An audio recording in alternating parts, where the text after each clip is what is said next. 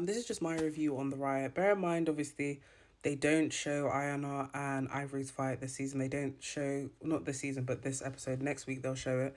Queen D and Jazz's one isn't shown. Starlet and I forgot who she went up against. Oh, right, is it Rhea? Raya? I don't know her name. That doesn't get shown either. Okay, we start off with Mama and Chardonnay.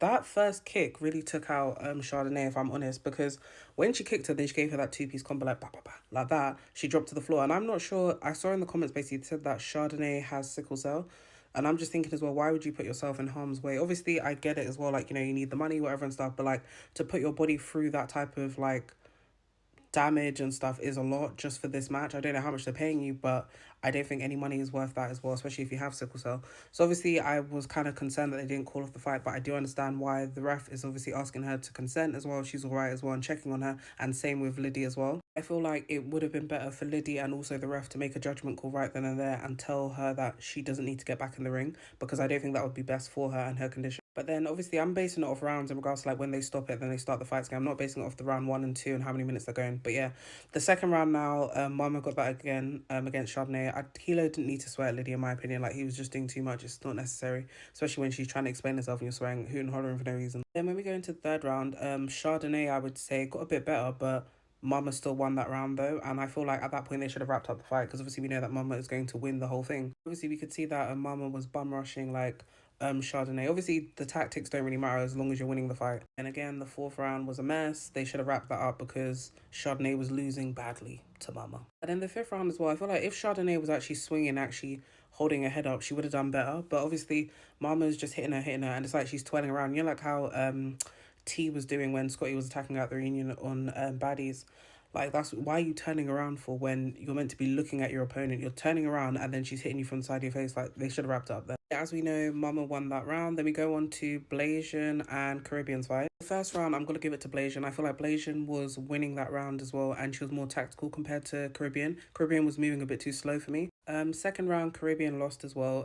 She was getting better at the squaring up and stuff, but Blasian just really took that home. Round 3, I'm gonna give it to Blasian again. Caribbean was getting better though with her tactics and stuff, but Blasian like was rushing her more, like bum rushing her to the point where obviously then she's obviously trying to tackle her and she's like punching her whatever and stuff. But I feel like Caribbean was not.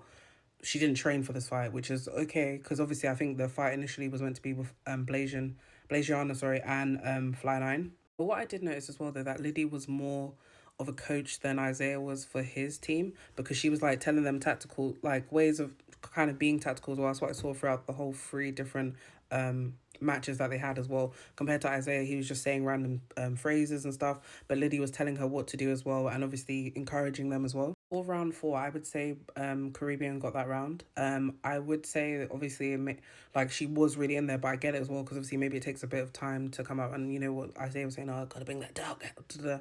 But just in general though, Blasiana was saying that her nose was bleeding beforehand as well, and obviously other people corroborate that story as well. But I feel like obviously Caribbean, when she hit her, reignited the bleeding as well, so that made it worse. But I would say round 5, I'd give it to Blasiana. If Blasiana would have won the whole thing, the only reason she didn't win is because obviously she was disqualified due to medical grounds in regards to her nose bleeding, and it was continuously doing that as well, and they're worried about the damage or further damage it could have caused to her. So Caribbean won by default in my opinion. So when they're all celebrating this, I'm just thinking, but you didn't really win. Nah, darling, you lost. You know what I mean? That's what's giving. Then we move on to Lauren and C Rose. So obviously Lauren's body's nice though. I have to give it to her. Obviously, I don't remember her body before in Young and Reckless though, but obviously I know she's got surgery, so her body is looking nice and she's really doing really well with the aftercare. In round 1, I would say Lauren was like really rushing at C Rose and like basically charging at her, trying to like trip her up as well and stuff. And I feel like that was helping her win the fights, if I'm honest, with against C Rose, because C Rose is coming from the shoulders, but Lauren is like just rushing everywhere and like just trying to throw her off. And that's why what do you call it? So I'm looking at my notes while I'm doing this as well. That's why obviously when Lauren tried to trip her up as well, like it doesn't work for everyone. That's the thing. So that's why C Rose kind of like twisted it around and got her in the ropes as well. I would say the first round is a tie, I would say, just based off that, because I wasn't too sure as well. I'm not going to go back and like rewatch it. For round 2, I would say Lauren got that. She did put C Rose in a lady lock as well, and she was kicking a lot as well. I understand that they say that kicks are allowed, whatever, you just have to be whatever and stuff, but Lauren got that round. For round 3 now, I would say C Rose. Like C Rose was punching more though, but I feel like Lauren like basically like grabbed her hair. And obviously they said that you shouldn't be pulling hair or anything.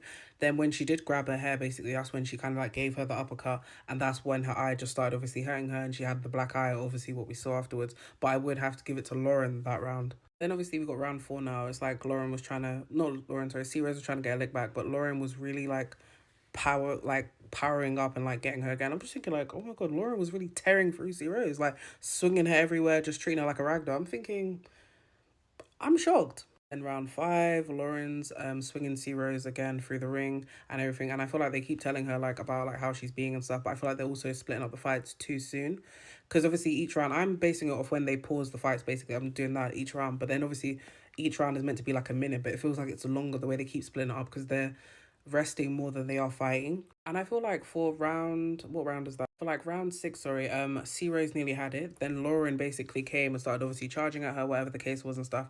But then Lauren was dead wrong for kicking C Rose in the head as well. Like that wasn't even necessary for the fight. You're doing way too much. And obviously I'm glad that lady called Lauren out about that as well, and so did the ref, because she's acting like, oh, I didn't know, it was just an accident. Liddy was wrong for saying it was an accident though, because you know damn well it wasn't an accident. But also Lauren's wrong because you were already winning, you were leaving, so why did you have to kick her in the face? You're being weird. Now we're on to round seven now. C Rose needs to get her lick back, but also Lauren is doing too much. Like, why are you trying to scratch out someone's eyes for a fight? Like, what the fuck is going on here? Like, it's never that serious. You and C Rose never had any real beef, from my understanding anyway. So it's like, why are you now trying to literally damage her face? Like, obviously that other round, when she did the thing to the eye, she also like made her like forehead bleed as well. Like, it was just too much. Then we're on round eight now. Obviously Lauren got that as well. She did knee her in the face though, which is insane, but they said that the kneeing is allowed.